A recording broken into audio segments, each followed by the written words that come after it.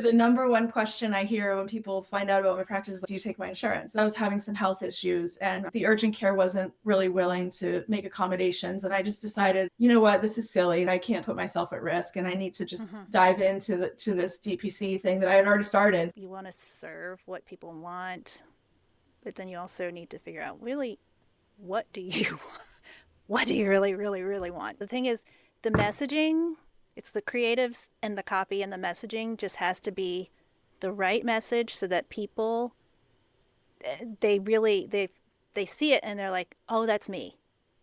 They're talking to me. And that's why picking your ideal patient is so important. Because you want them to see your message. It's honestly, I now look at these posts and I'm like, what are we even doing? Why are we putting up with this stuff? You know, it's like sometimes I see people post stuff with what's going on in their job and I'm like, why are we doing this? This is crazy. Welcome to DPC Life, the podcast where independent doctors share real stories, bold ideas, and the freedom of doing medicine on your own terms. I'm your host, Dr. Ann Gonzalez, and together we'll explore the wins, the struggles, and everything in between. Let's dive in. Hey friends, welcome back to DPC Life, the podcast where we talk about DPC and our lives outside of the office. So today we are starting our mini coaching series. I started this because I wanted to help new DPC doctors and those who are still planning their practices, maybe wanting to gather patients while they're still working in their fee-for-service jobs, to help them firm up what they are trying to do. Clarify their offer, clarify their message, work on those elevator pitches, and also see if there's anything else that I can help them with as they get started, because it is daunting. I was there.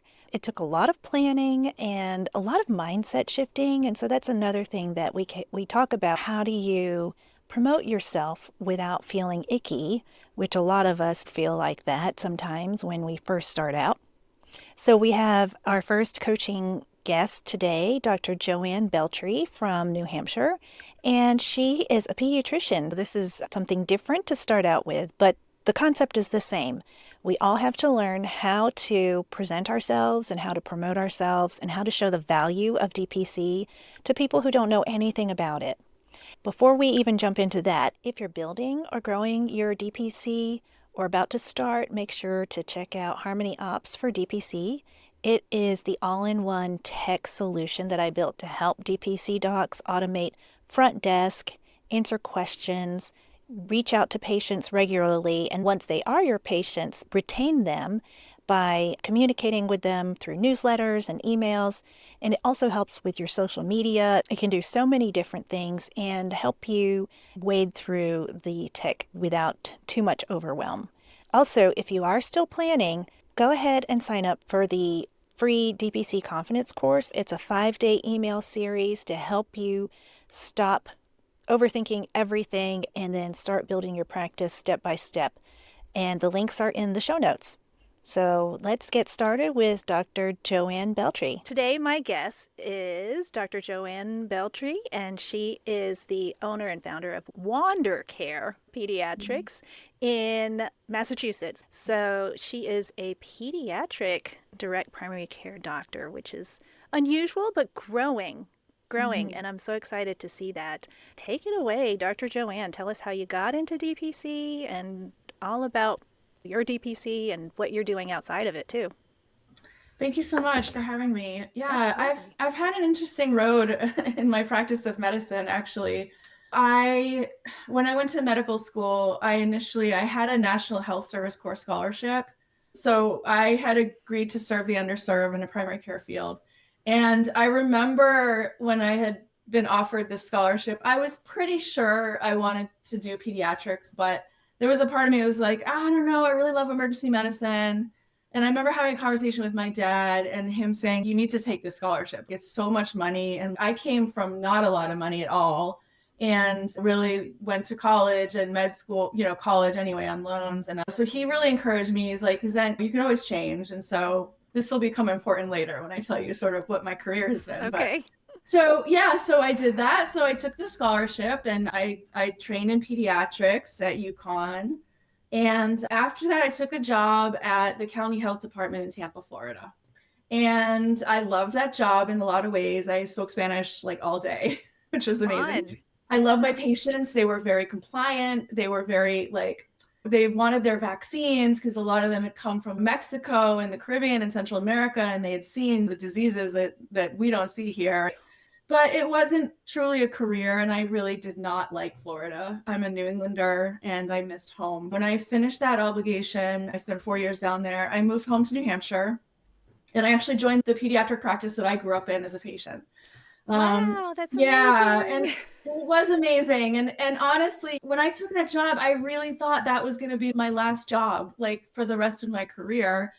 And I liked it a lot. I was there 6 years, and the community I live in here in southern New Hampshire it's mostly fairly affluent community.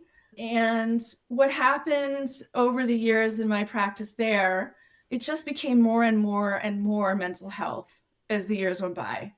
And I had this moment that I just was like, I don't feel like a doctor anymore. And it's not that I minded treating those things. I don't. It was just so much of what I was doing that I was sort of missing all the procedures and all the sort of sick visits and everything else. I sort of just took this wild risk, and I actually left practice and went to an urgent care center. And actually, the lifestyle was really good. My kids were young at the time, and it allowed me to have complete days off and only work 3 days a week and feel like I wasn't missing a lot. And I loved the medicine. So it was fun. Right away, I was like, oh, I was doing laceration repair and doing all the procedures. And the hours were great. I wasn't working nights anymore because in my peds job, we were covering the hospital, going to deliveries. And yeah, it was hard. And I was getting older, and it was just really hard to be up all night, as everybody knows who's probably listening to this podcast. So I have opened this practice, kind of throwing everything against the wall and seeing what sticks, right? So it's difficult here because I'm not in a big city. So I'm in a fairly not populous area. We have small towns around here that are like 5,000 or 6,000 people. And I also didn't have a panel of patients because I came from urgent care. So it's been a struggle actually to recruit patients, but I basically said, I'll do pediatric primary care, I'll do urgent care for everybody. I've been doing it for 10 years, and we'll see what people want. So that's where I'm at. Okay. Oh, I did want to work with you on that, but before that, tell us more. You also do travel medicine? Yes. And so that's like you have a travel medicine clinic almost, and then you also do mission trips? Yes. So I did a lot of mission trips back in the day. I've been, I think, I think I'm at like 13 or 14 mission trips that I've done. And since 2016, I think I've been leading them. So yeah, so I've been all over. And because of that, I have a lot of experience in tropical medicine. That's amazing. Yeah, so I do offer travel medicine, basically consultations that I usually do over virtual. Mm-hmm. Mm-hmm. Yeah. Yeah. And it's hard to find around here. And it's like people charge a lot of money. So I try to price it in a way that people can afford it because they're also paying for their vaccines and everything. It gets really expensive. That was my next question is the vaccines, do they go to health department or pharmacy? How do they get those? Or No, I can get everything they need except for yellow fever. And then the local Walgreens are now doing yellow fever. There was a while that it was like back ordered. Mm-hmm. So yeah. you do vaccines in your practice? I am going to be doing vaccines. I'm trying to figure that out with the state right now. It's been a real challenge in the state. We do have VFC. It's not a financial issue, but the state is very particular about having you transport them. And I'm actually working with another DPC pediatrician who's willing to allow me to pick up from her office and take the vaccine to my patients before I have, because I don't have enough patients right now to make it sort of worthwhile to invest in a refrigerator and everything. Right. So there's another DPC pediatrician near you? Yes. Yeah, there's actually two that I know of in the state. There's one over in Portsmouth and there's one in Concord. Okay. Let's shift into talking about what you mentioned was kind of a hard thing for you is getting patients. Now, these other DPCs, again, how far away are they? The DPC peds practices? The one in Concord is probably 45 minutes and the one in Portsmouth is half an hour. So they're not that far away. No, they're not that far away, but yeah, people don't want to drive around here. People don't want to drive more than half an hour to get to their doctor. And where they are, I'm not real familiar with the geography. So are Yeah, those bigger big cities. cities? Yeah, Okay. bigger cities. Are there, you mentioned there's another DPC practice, your friend, and then is she doing full spectrum family? Does she have pediatric patients? I think she does 2 and up, but she says she doesn't have that many. So she came with a panel. So she actually had a lot of patients that she like was able to close almost as soon as she started practice, which is Oh, lovely. wow. Yeah, but Wow. she brought a lot of people with her. Okay. All But right. yeah, she was telling me that she sees 2 and up, I think. Yeah. Mm-hmm. Okay. The number one question I hear when people find out about my practice is, do you take my insurance? And then you have to go into the whole explanation. And I almost am seeing that people don't truly understand the value of having a DPC doc until they experience it for themselves. Mm-hmm. So it's like, there's like an educational hurdle that I'm facing right now. Is that people are like, why would I pay for that? And I'm sure I'm not alone. But unlike a lot of areas in the country, here where I am, it's not super well known yet. Yeah. And that's a hurdle pretty much most places. Even if there are a lot of DPC doctors in an area, there's still a lot of people who don't understand or don't know about it either. So that's one of the hard parts about it. Okay, so what has worked so far to get you patients? I mean, honestly, the most people that I've had have been word of mouth. Okay. So either people who met me or people who knew me before or people who met someone who knows me. Okay. Yeah, and I feel like I'm doing all the things, which I may not be doing them to their maximum effect, but like I've been, using social media, both just regular posting as well as paid meta ads. I've been doing that. I just joined within the last couple of weeks our local chamber of commerce, and I've been going to their networking events, and like by and large, people seem really excited about what I'm doing. And I feel like universally people are like, oh my God, that's a great idea. Let me have your card. But I'm not seeing the calls or anything come in. So I'm missing this little bit. It's a little bit frustrating, but it's also scary. Like I was planning on keeping my urgent care job actually, but a couple of things happened. First of all, I found I didn't really have the time. Even working, I was only working 30 hours a week. I didn't really have the time that I needed and to be available and to sort of start working on things. But the other thing is I was having some health issues and the urgent care wasn't really willing to make accommodations. And I just decided, you know what, this is silly. I can't put myself at risk and I need to just dive into this DPC thing that I had already started. So yeah. So that's why, but we're digging into our savings and I can't stay like this forever. Like I need to start seeing people. Right. Yeah. Okay. It's hard when you have kind of two jobs. Like if you can't really focus on one. And even though the other job does pay the bills, but it's also hard to build the new one when you're working in the other one. So it may still be to your benefit. It's just, we got to get things moving. Who's your ideal patient? Do you have one patient now that you're like, I love this kind of patient. I wish I had more of them. What is that patient and family like? I've been really excited about families signing on for urgent care. I made my memberships really flexible, so I have both primary care and urgent care options. So it's like I had this family sign on and they have 2 kids and the 2 parents, and she runs a school and she has a lot of pre-existing health issues that need a lot of care, and she felt like for herself it would make a lot of sense for me to be able to just come to her and if she was sick and check her out and see how we can sort of get things moving in the right direction. And they signed on for basically family urgent care membership. And I don't pressure people to change to me for their PCP because actually I love urgent care. And if they want to see me as a pediatrician, great. And if they don't, that's great too. I'm happy to see them all. So that was like for me, the ideal situation is that, okay, anytime any of the family is sick. And also she's a business owner. So she was like, hey, you know what? When my staff gets sick this winter, like, I wonder if we could have some sort of business relationship where you can come and see them because they leave and go to urgent care and spend 4 hours away from the job. If you come, they don't even barely have to leave work except to get seen. And then we talked about the kids in the school. A lot of their parents like drop them off and go to Boston to work. And so that too, when those kids get sick. And so we're working on some consent and that sort of thing so that we can maybe have the kids seen at the school. Mm-hmm. So that type of relationship, it's like, that's what this is. This is a small community. And that's what I want to be known for. I want to be like, hey, you know what? My doctor comes to me. Like, and it's good for everybody. It's good for me. It's good for them. So though, I think that's probably, if I had to say, that's probably sort of my favorite situation. Mm-hmm. So what I'm hearing is you like, obviously, the flexibility. And let me just make sure I understand. So you are seeing adults and kids. For urgent care. I don't do adult primary care. I'm not trained for that. Got it. But I'll see kids for primary care as well. Sure. All right. So that is a little confusing. Yeah, I know. And that might be part of the issue is when you're trying to get new patients, clear is always better. Mm-hmm.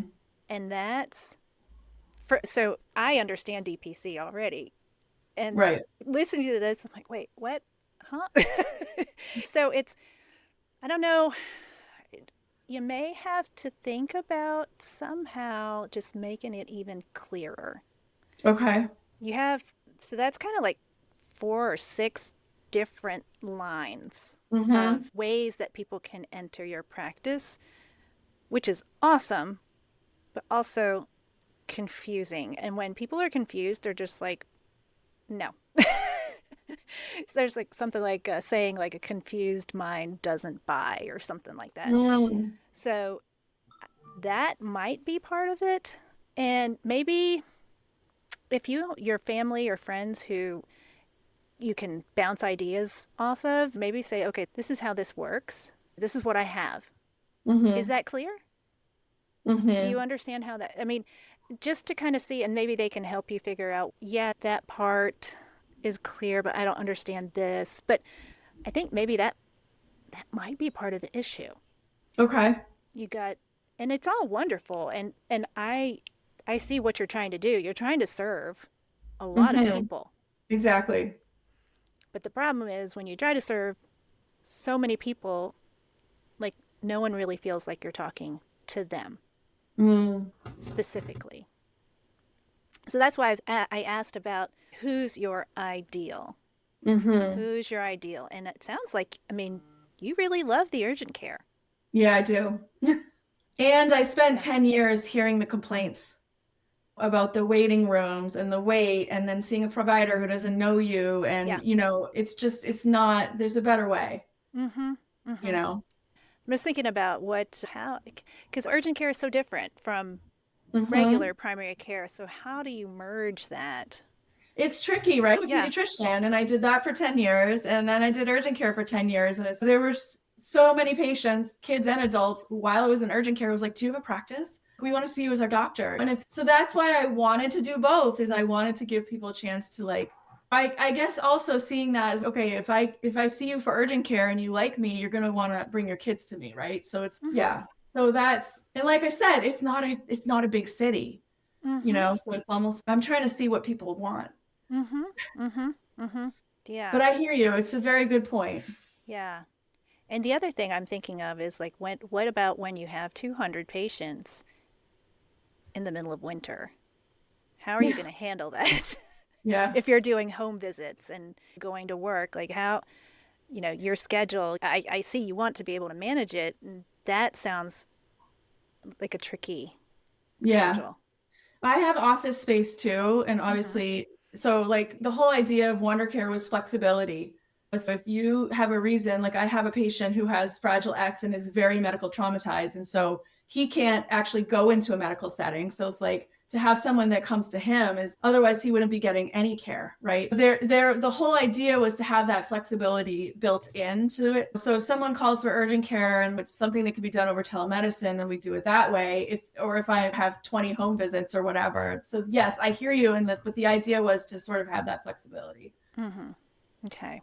Yeah. Just DPC in general, it's flexible. The other thing about flexibility is you want to be flexible, but you also have to think about your time and your boundaries, and you don't want to give so much of yourself that you end up just running yourself into the ground. And so I always tell people to think about future. That's why I'm asking about What about when you have 200 and it's like January? Right. What are you going to do? Because if people are so used to being like, hey, I'm sick, can you come see me today? And you're there in an hour, but then in the middle of January, you can't get to them, Right. then what they expect is you're here in an hour, but in January you just can't. There's only Right. one of you. Yeah, it's a really interesting situation. But yeah, definitely I think clarifying who do you want to see? Who's your Mm-hmm. best? Because it sounds like you also like the medically fragile patient, like your Fragile X child that you see. You go to their house because they can't. Right. And that's a whole nother situation. I think if you wanted to just see patients like that, because even though it's a small community, they're out there, right? Mm. And even your other DPC colleagues that are 45 minutes or half an hour away, if you're willing to go that far, because if they're brick and mortar and they don't want to do that, Right. you can. Right. So I think the focus, trying to figure that out.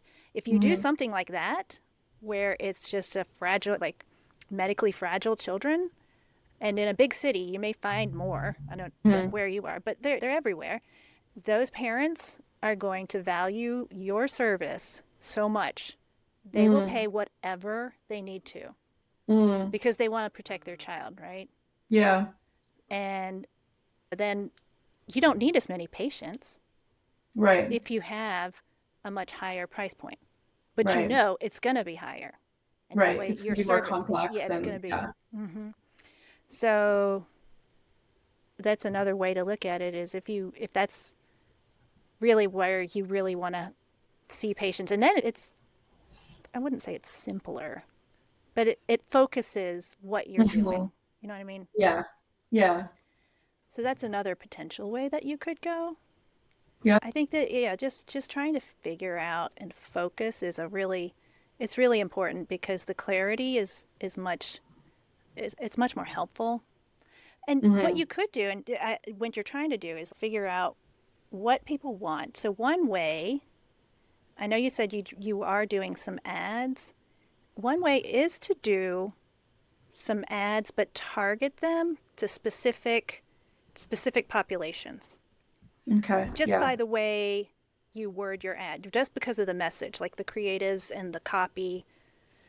So, one thing that's really helpful is to actually do, well, it's a little hard when you're doing advertising for healthcare because Meta's rules are really specific. They don't want you, like, you can't be like, hey, are you tired of those wrinkles on your face? Like, that will never. You can't do that. They won't let you. They don't want you to put anything on there that's going to make someone feel bad about themselves. So I was thinking, like, okay, so what's up? You have to be very positive when you put these Mm-hmm. ads out. You have to say something like, do you want to keep your child healthy if you have a medically fragile child? Mm-hmm. Or something along those lines. So having a whole set, like a whole campaign of ads for that, Mm-hmm. see what kind of response you get.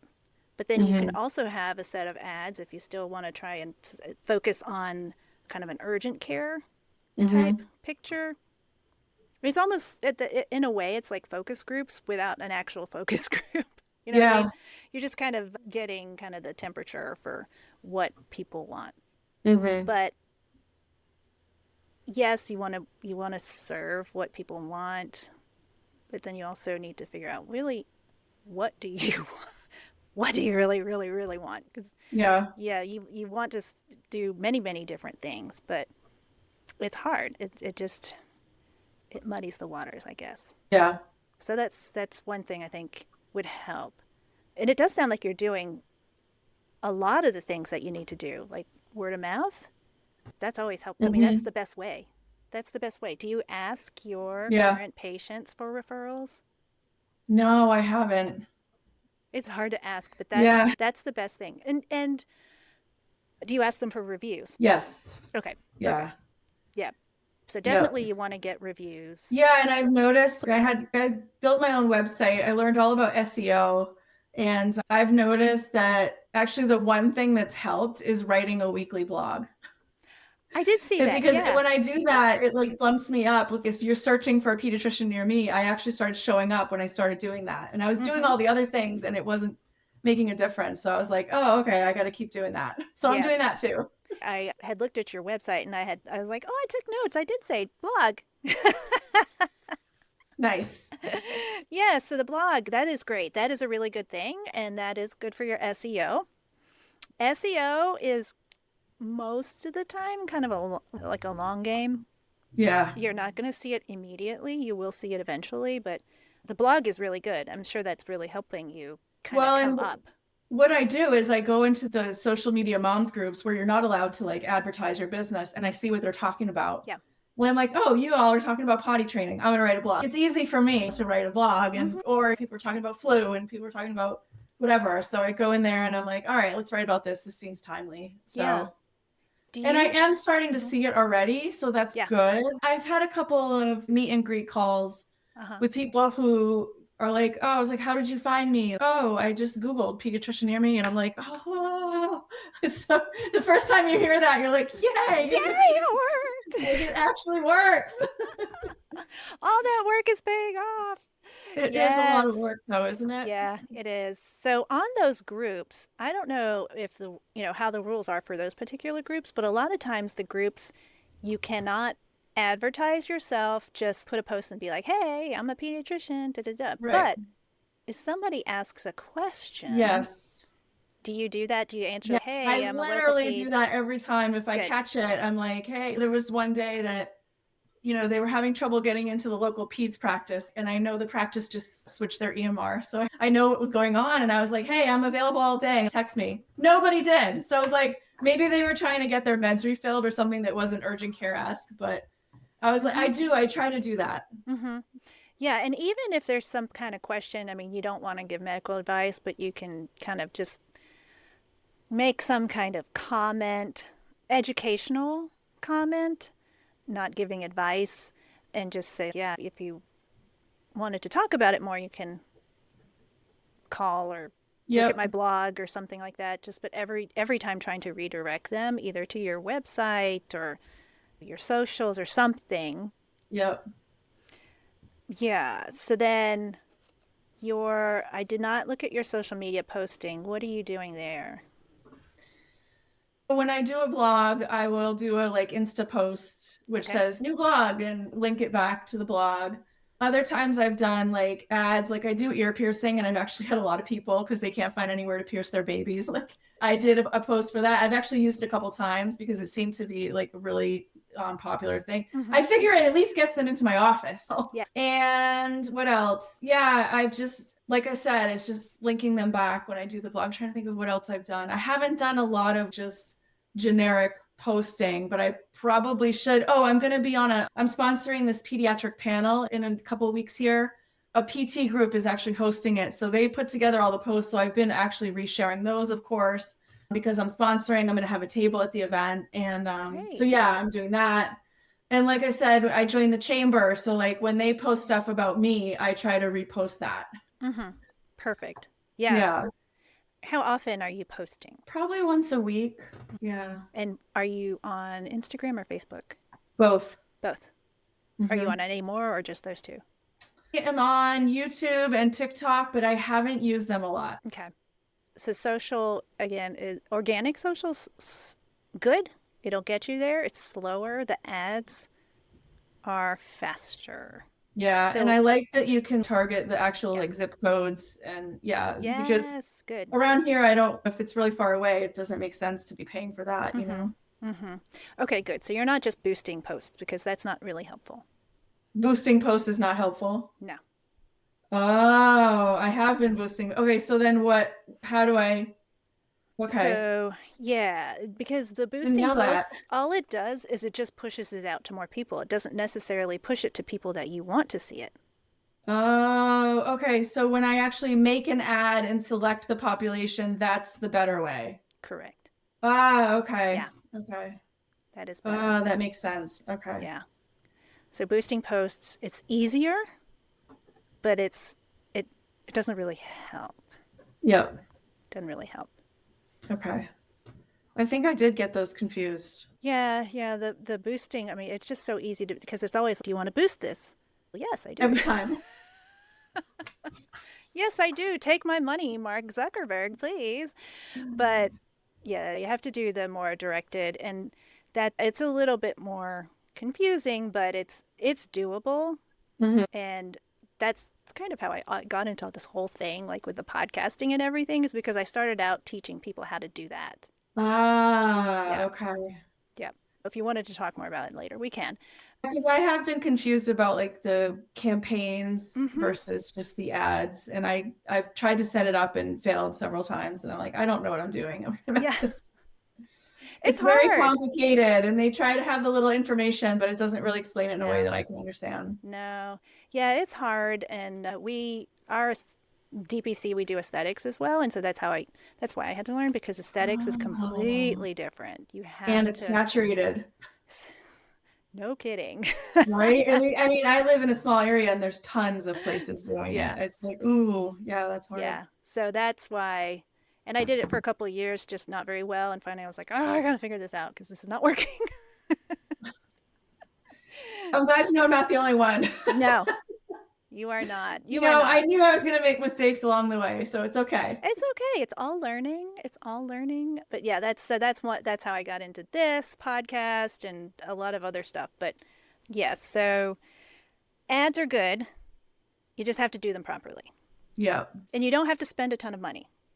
Yeah. You really don't. The thing is, the messaging, it's the creatives and the copy, and the messaging just has to be the right message so that people, they really, they see it and they're like, oh, that's me. Mm. They're talking to me. And that's why Hmm. picking your ideal client or your ideal Yeah. patient is so important, because you Okay. want them to see your message. You want them to see that and see themselves in that situation and say, hey, oh, yeah, that would be so much better. Yeah. They need to see the transformation for them. Right. A lot of times we talk about, I've got all this experience and I went to such and such school and da da da da, and it's great, but what they want to hear is, what's in it for me? What do I get out of it? Hmm. Yeah. How does this help me? But yeah, the ads, we can totally work on that. It is it's really fast, and if you get it right, it works. It really does, and you don't have to spend a ton of money. Yeah. The chamber is also excellent. Hmm. Getting out there, networking, because you need to have referral sources. So the Hmm. PTs are good. If there's any particular pediatric, either PTs, or is there specifically like a pediatric hospital near you? No. How about But in the there big are pediatric cities? PTs. There's a lot of doulas and like Yes. yeah, the OB practices. Mm-hmm. I'm trying to think of what else. I've been to a bunch of networking events for women, and a lot of them are in fields that are dealing with moms who have little Sure. kids or are going to have little kids. So, Right. Perfect. yeah. When you go to these networking events, do you get their email addresses? Yes. And then what do you do with them? I haven't done anything with them yet. I have a list from I went to this moms in business one and I have a list and I wasn't really sure what to do with that yet. Mm-hmm. Okay. So that's like gold. Okay. And yes, that's also part of I got into all of this. So I have a way that you can create the email sequences, because that part is just like, write these emails. What do I do? And how do I write these? Again, you think about the messaging, what's in it for you. But the idea is, and it's the same thing with the social medias, you just got to put yourself out there. They need to hear from you, they need to remember Okay. you. Okay. You've got a gold mine, literally. Yeah. You just have to reach out to them. So are we talking about like a newsletter? Sure, emails, newsletters. You can send a sequence of emails just saying, hey, it was great to meet you at the blah, blah, blah Mhm. event. I wanted to introduce myself or tell you more about my practice. And then you do a whole sequence to warm them up, let them know more Okay. about you, because they probably didn't get a chance to learn about you a whole like Right. in depth at like Right. a quick networking thing. Okay, that's a great So suggestion. you can send sequences of emails that say, this is what I do. I do primary primary care for kids. I like seeing urgent needs or what, just, but Hmm. each email, so you can send it out every day or you can send them out every 2 or 3 days, whatever you Hmm. want. But the idea is to keep you in mind, like top of Right. mind, so that they know. And even if they don't need you, maybe someone they know needs you. Right. And so in those emails, you can set up a sequence. One day you talk about one thing. One day, oh, I do travel medicine too. Mm. I did such and such mission trips, learned a lot about travel medicine. I can make it really easy if you're going to some place where you need vaccines and can't find somebody to help you with that. I can help you with that. Okay. That's great. And then the next one would be like, I do urgent care. I come to your house. And Right. then the next one can be, so you have a whole sequence, but in each one, you also want to say, you want to have some sort of call to action. Call Hmm. me, share this with a friend, look at my blog, go to my website, something in each one. Yep. Don't put a whole bunch in one because then it gets Right. confusing again. Just one per. Okay. So each email can have one topic. And then you can do, so that's completely separate from like a newsletter, because newsletters usually it's like like a bunch of different little things. But you Yeah. want these direct emails to go to them and talk to them. So you can have a sequence, and then at the end, you can say, at the last email, thanks for letting me tell you about my practice, da da da da da, call me if we can help. Right. And then later on, if you don't hear from them, you can do a reactivation campaign. Yep. Just say, hey, I'm still out here. This is something new we're doing now. Makes But sense. yeah, so trying to get those emails is key. So when you're at the chamber, and even the chamber, they will give you the emails of people who are in the chamber. So you can send a sequence to Yep. them. Yeah, they Hey, just did a blast for me. They have like perfect. a mailing list of 3,000 something. So Oh, wow.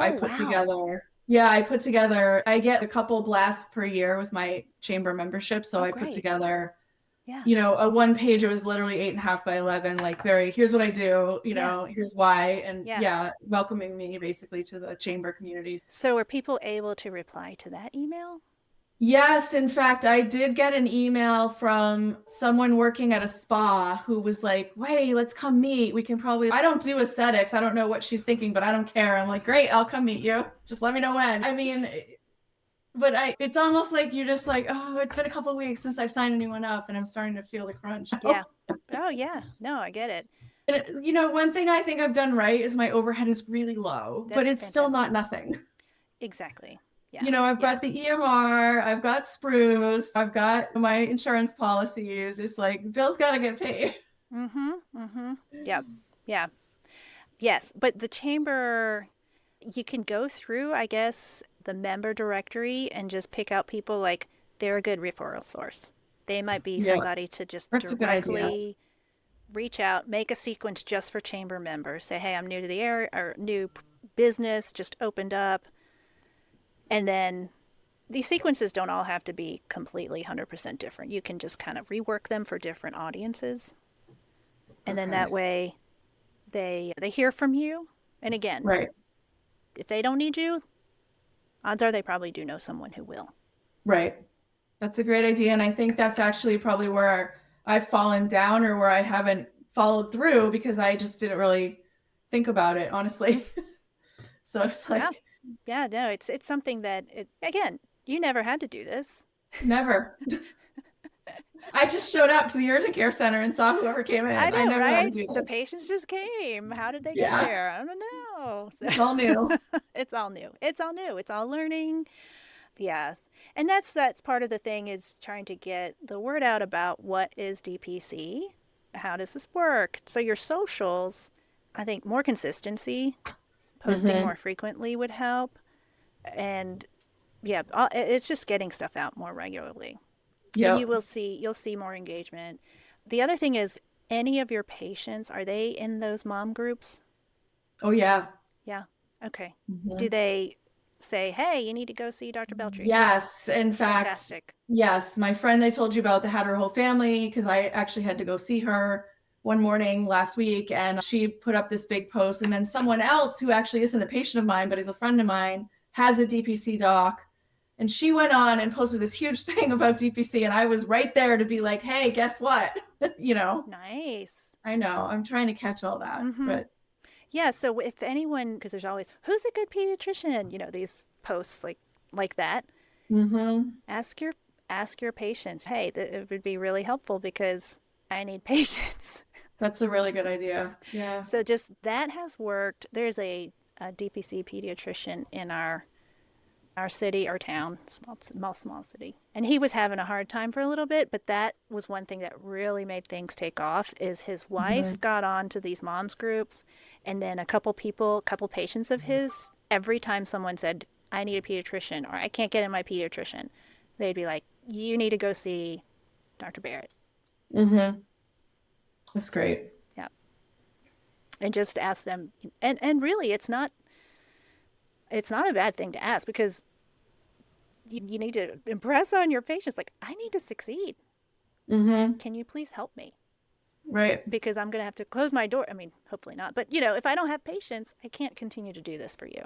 Right. That's right. And then you can say the best way you can show me your thanks is by referring people. Right. That's great. There's a DPC doc in Georgia, Dr. Mehta. Every time he meets a new patient, and basically like that, the best thanks that you can give me is sharing my card. He gives everyone a couple cards before they leave. That's a good idea too. Yep. And asking for the reviews is important. So everybody that you see, ask. And that's the thing, is asking is so hard. It's so hard. It is. And like you said, we're not used to doing that. No. We're not used to talking about ourselves. We're not used to selling promoting. Yeah, promoting. You're just not used to it. It's hard. It takes a while to get used to, but yeah. So I hope that helps. I hope that gives you some ideas. Help. I got to go put together some email lists. Yeah, and that's another thing, is the posting and the emails, they get very cumbersome, and literally it's like a whole nother job. It is, but I have time right now. I mean, that's one thing I have. Yeah, but yeah, there's ways to automate that. There's ways to automate posting. There's ways to, it's amazing. There really are a lot of systems and operations out there. I'll just plug my thing too. Plug it. Go. You're allowed. Yeah, it's my podcast. Yeah, so it's a whole system. It's called Harmony Ops, but it's based on it's a Go High Level platform. I don't know if you've ever heard of it, but it's a whole Go High Level platform. Oh, I don't know what that is. So it's a CRM, so customer relations. Oh, yeah. I know what that is. Yeah, and so it's a whole system. So you can do your social media planning. If you sit down, take an afternoon, and put all your posts out for the next month, it'll automatically post them. There is AI capabilities. So if somebody messages you, your bot can respond with the answer that you would respond with. Oh. You can send out the email sequences and make them so that if somebody does reply and they're like, yes, I want to book, it'll take them out of the email sequence, send them to book.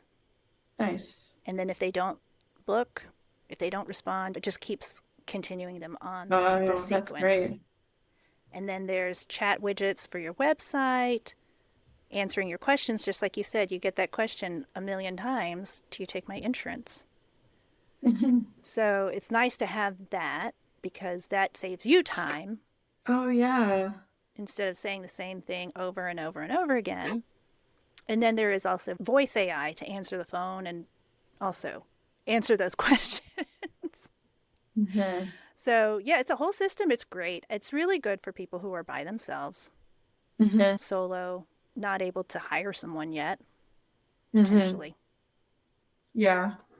I don't know if I honestly ever want to hire someone. Like, oh, it would be great to be in the position. Yeah.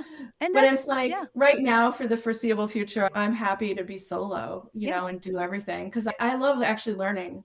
All the stuff I had to learn to open the business was amazing, actually. Yeah. you know. I feel like that too. It's really, Yeah, really you must if interesting. you were running a CRM platform.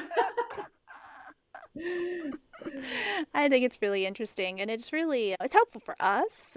And part of my goal with the podcast is really to help other people who are in fee for service, particularly Hmm. moms, because Hmm. it's just a lot.